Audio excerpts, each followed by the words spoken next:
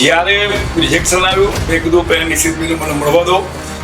ના એ મળ્યો, પણ તમારામાં ગજબનો કોન્ફિડન્સ જોયો. મૂકી દેવા છે ફરી? ક્યારે મૂકવા છે બોલો? મેં એકદમ નાના મૂકી દો તરત જ. આપણે અઠવાડિયા 10 દિવસની અંદર ફરી વાર પડે સબમિટ કરી દીધી ફાઇલ. સબમિટ કરી અને 7 દિવસની અંદર તો વિઝા આવી ગયા. અહીંયાથી તમારી જોડે મીટિંગ કરીને ગયો હું. સેકન્ડ વખત જે રિજેક્શન આવ્યા પછી હું તમને મળવા આવ્યો. અહીંથી નીચે ઉતરતા મારી વાઈફ કે નિશિતભાઈ જે રીતે બોલ્યા છે તમારા આ વખતે વિઝા મળી જ જશે કે. તમારી વાઈફના પણ અમે જ કરાયા. એક મારો મિત્ર જે છે એનું 5 વખત રિજેક્શન આવ્યું. મેં તરત એમને કીધું હતું એક વખત નિશિતભાઈ મળીએ. હા બરોબર છે.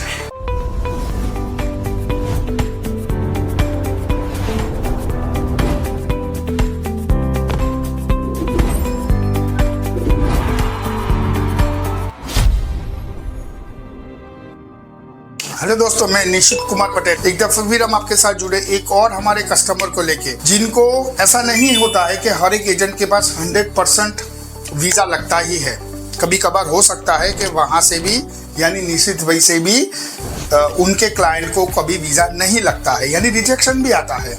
हम बहुत सावधानी से और एक्सपर्ट की तरह काम करते हैं. फिर भी आप समझिएगा कि एजेंट जो होता है वो आपके लॉयर की तरह होता है.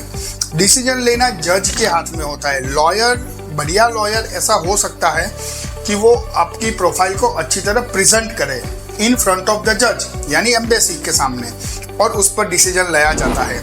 लेकिन ये बहुत कॉमन चीज़ है कि कभी किसी क्लाइंट को वीज़ा नहीं मिलता है तो उसका दोषी लॉयर को ठहराया जाता है यानी एजेंट को ठहराया जाता है. लेकिन उसके बाद आप क्लाइंट को कैसे हैंडल करते हो, उनकी फाइल को कैसे हैंडल करते हो, ये बहुत बड़ी इंपॉर्टेंट चीज है. उसके लिए योगेश जी आज हमारे साथ है. उनको हमारे यहाँ से ही उनका पूरा फैमिली का वीजा करके दिया. उनका भी वो बहुत बड़े LIC के अंदर अच्छे पोस्ट पे है. यस. और उसके बावजूद उनको वीजा नहीं मिला तो उन्होंने तो हमारे काम को जानते थे. यानी बोला कि नहीं सर आपका कुछ है ही नहीं गलती वगैरह, आप और बढ़िया. फिर हमने एक कवर लेटर बनाया बहुत ही अच्छी तरह. विदिन 10 डेज के अंदर हमने उसका फिर से वीज़ा करवाया. वही प्रोफाइल, वही चीज़, वही डॉक्यूमेंट्स. कैसे हुआ ये आगे की सारी चर्चा करते हैं हमारे योगेश भाई छोटालाल पटेल जी से, लेकिन हमारी लोकल लैंग्वेज गुजराती के अंदर. योगेश भाई કેમ છો? બહુ મજા. યોગેશ ભાઈ મેં જેવું કીધું એવું જ થયું ને? બિલકુલ એવું. હે પહેલા રિજેક્શન વખતે અમારું આખું ફેમિલી ટેન્શનમાં. હા, કારણ કે એક વખત રિજેક્શન આવે એટલે બીજી વખત વિઝા લેવા એટલે અઘરી વસ્તુ થઈ જાય. તો જ્યારે રિજેક્શન આવ્યું મેં કીધું પહેલાં નિશ્ચિતભાઈને મને મળવા દો. ના એ મળ્યો, પણ તમારામાં ગજબનો કોન્ફિડન્સ જોયો. મૂકી દેવા છે ફરી? ક્યારે મૂકવા છે બોલો? મેં એકદમ નાના મૂકી દો તરત જ. આપણે અઠવાડિયા 10 દિવસની અંદર ફરી વાર પડે સબમિટ કરી દીધી ફાઇલ. સબમિટ કરી અને 7 દિવસની અંદર તો વિઝા આવી ગયા. એટલે મને એમ કહો, પહેલા જે ડોક્યુમેન્ટ આપ્યા હતા રાઈટ, બેંક બેલેન્સ એનું હોય, IT રિટર્ન એનું હોય, તમારું ફેમિલીનું બેકગ્રાઉન્ડ એનું હોય, સેમ. અને છતાં 10 દિવસની અંદર હા અમે કવર લેટર થોડો ચેન્જ કર્યો અને બહુ ગમ્યો ખરેખર. એ અમે મેં જે તમારું જસ્ટિફિકેશન લેટર વાંચ્યો, જસ્ટિફિકેશન અમે સ્ટ્રોંગ બનાવ્યું કે ભાઈ તમે કેવી રીતે આટલા અર્નિંગ વાળી વ્યક્તિને જેના પરિવારમાંથી આટલા લોકોને કેનેડાના વિઝા મળ્યા, જેનો ઉદ્દેશ્ય ત્યાં ફરવાનો જ છે. કારણ કે અહીંયા આગળ પોતે LIC ની અંદર એક બ્રાન્ચ મેનેજર છે જેનું પોતાનું અહીંયા આગળ એક કમિટમેન્ટ છે. અહીંયા આટલું એનું પોતાના આખી જિંદગીના વર્ષો અહીંયા આગળ જોબ કરે છે અને અત્યારે પણ કરે જ છે. તો એવી વ્યક્તિ કે ત્યાં કોઈ ઇલીગલ એક્ટિવિટી કરવા માટે કે ઓવરસ્ટે કરવા માટે નથી જતી.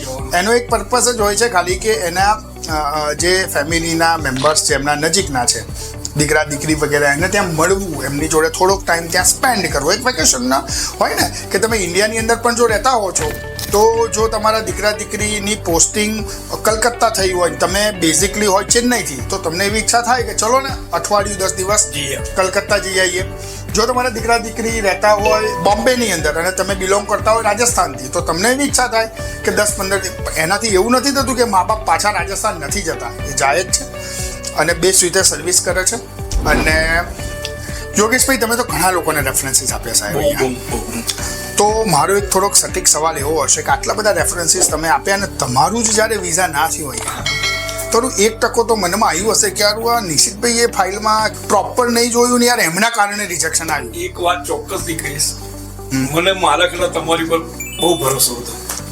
હવે આ માની લો કે આપણે કટ કરી દઈશું, પણ રિયલમાં કહો છે અહીંયાથી તમારી જોડે મીટિંગ કરીને ગયો હું, સેકન્ડ વખત જે રિજેક્શન આવ્યા પછી હું તમને મળવા આવ્યો. અહીંથી નીચે ઉતરતા મારી વાઈફ કે નિશિતભાઈ જે રીતે બોલ્યા છે તમારા આ વખતે વિઝા મળી જ જશે. તમારી વાઈફના પણ અમે જ કરાયા. એટલે એક દુઃખ એ બાબતનું થાય કે ક્યારે પણ કોઈ ડોક્ટર હોય કે વકીલ હોય એનો કેસ બગડે ને એ ના જ ગમે.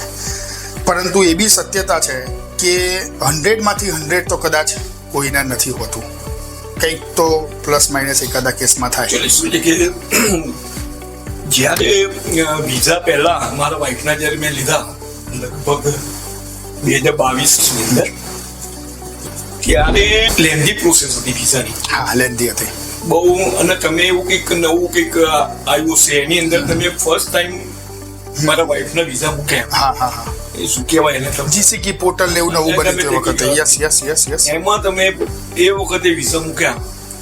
ખરેખર અમને પણ નવાઈ લાગી કે 15 દિવસમાં અમારા વાઈફનો વિઝા આવી ગયો. જોરદાર. કારણ કે આટલો બધો જલ્દી આવે જ નહીં. સાચી વાત છે. મને બી અત્યારે કીધું કે ભાઈ તમારું જવું જ છે, મૂકીએ છીએ તો મૂકીએ છીએ. અને ખરેખર થયું એકદમ. હા યોગેશભાઈ, કારણ કે યોગેશભાઈ જ ફેમિલીમાંથી બાકી હતા કે ધારો કે હવે એમના ફેમિલીનું રિયુનિયન બનાવવું હોય કેનેડામાં તો યોગેશભાઈ વગર ના બને. અને આજે અમને બહુ જ આનંદ છે, મારી ટીમ પ્રત્યેથી બી હું બહુ ગર્વ અનુભવું છું કે એમણે એક બહુ એક્સલન્ટ વર્ક કર્યું. કવર લેટરની અંદર બહુ જ મહેનત કરી, જસ્ટિફિકેશન લેટરની અંદર બહુ જ મહેનત કરી. બહુ જ ખૂબ જ તમારો જે સ્ટાફ છે એટલો બધો કોઓપરેટિવ ને એટલો બધો સરસ સ્ટાફ છે કે અહીં આવું અમને ગમે કે ના ચલો નિશિતભાઈની ઓફિસે જઈએ. Thank you. આનાથી વિશેષ હું મારા ઘણા બધા મિત્રોને તમારું નામ સજેસ્ટ કરું છું કે એક મારો મિત્ર જે છે ભાઈ એનું 5 વખત રિજેક્શન આવ્યું છે. મેં તરત એમને કીધું હતું એક વખત નિશિતભાઈ મળી જાય. હા, બરોબર છે. બરોબર. સો તમે ઘણા એવા કસ્ટમર ક્લાયન્ટ્સ છે કે જે એને 2 વાર 3 વાર 7 વાર રિજેક્શન આવેલું છે તો બી ફાઇલને સોલ્વ કરી લે છે સાહેબ. સો રિજેક્શનના એક્સપર્ટ જરૂરી નથી બહારના જ રિજેક્શન આવી શકે છે, જેવું મેં વિડીયોની અંદર બહુ વારંવાર કીધું. પણ એના પછી મૂકવી ફાઇલ અને એ આખું ગાઈડ કરવું, દેટ ઇઝ એક્સપર્ટ અને એક્સપિરિયન્સ આ વસ્તુને મદદરૂપ કરે કંઈક ને કંઈક. પણ તમારું જે વાત છે કે તમે રિજેક્શન આવે પણ મારા ધ્યાનમાં ત્યાં સુધી સક્સેસ રેશિયો જબરજસ્ત છે. Thank you Yogeshbhai.